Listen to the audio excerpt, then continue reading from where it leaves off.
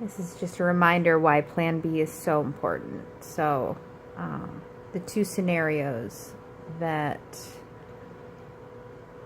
Chris and I are always talking about, I was just reminded about yesterday and today. The first one actually was a coworker of mine last year, and last year he was 45 years old, and he had a massive stroke, which debilitated him. He's almost wheelchair bound, and immediately had to go on disability.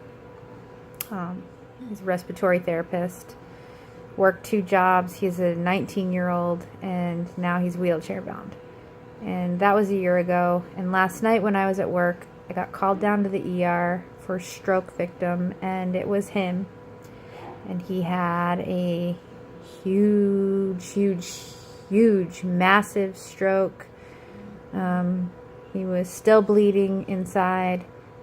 They had to go in and evacuate it, and it was so big. And because he didn't recover from the first one, I'd be surprised if he wasn't in a vegetative state for the rest of his life. So he's 46 years old.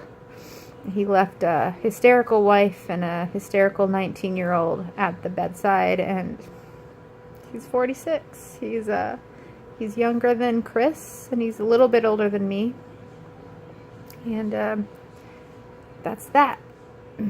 So that's that. And then today I was reminded, people work so hard to get to retirement age, and then they're going to enjoy their lives. And so I went in to see a husband and wife that were sharing a room today, and they were both admitted to the hospital a couple days ago for the flu. They had just driven down. This is their dream. This is what they work for. The Northerners, once they retire, they come down in the winter from January through March. They come down to South Florida from Michigan, Ohio, Wisconsin. They just get out of the cold. And so they got here a week ago, and as soon as they got to town, they weren't feeling very well. So they went to the hospital. They went to the ER, got tested.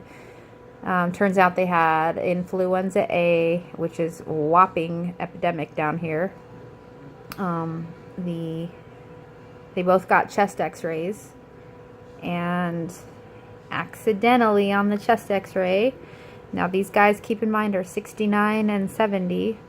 The man who's been, working for this his whole life has huge masses in his lung of cancer.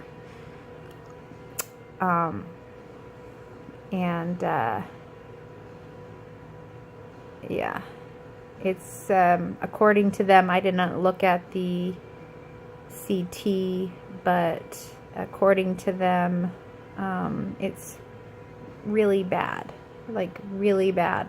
And they haven't scanned his whole body yet, so they don't know if it's metastasized or anything, but he's got a raging case of lung cancer.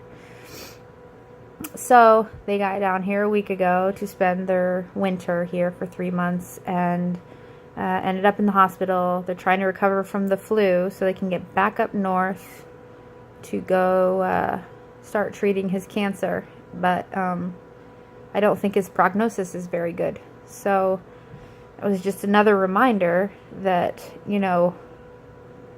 why not do this while you can? Why wait? Because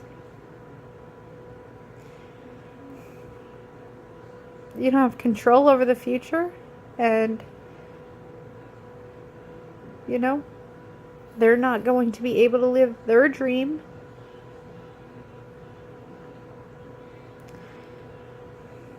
And that's not fair.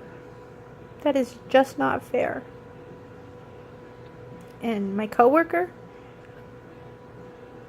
that's not fair. It's not fair. So we're going to do this because we can. We're going to do it for everybody that can't do it, And I'm sorry you can't do it. It's not fair. You're supposed to be able to enjoy your life, and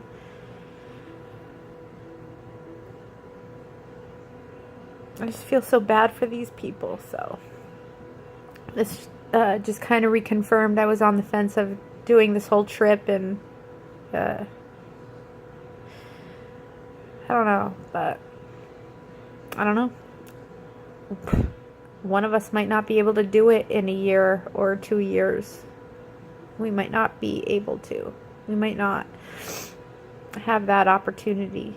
So, yeah. I'm in. I'm in. All right.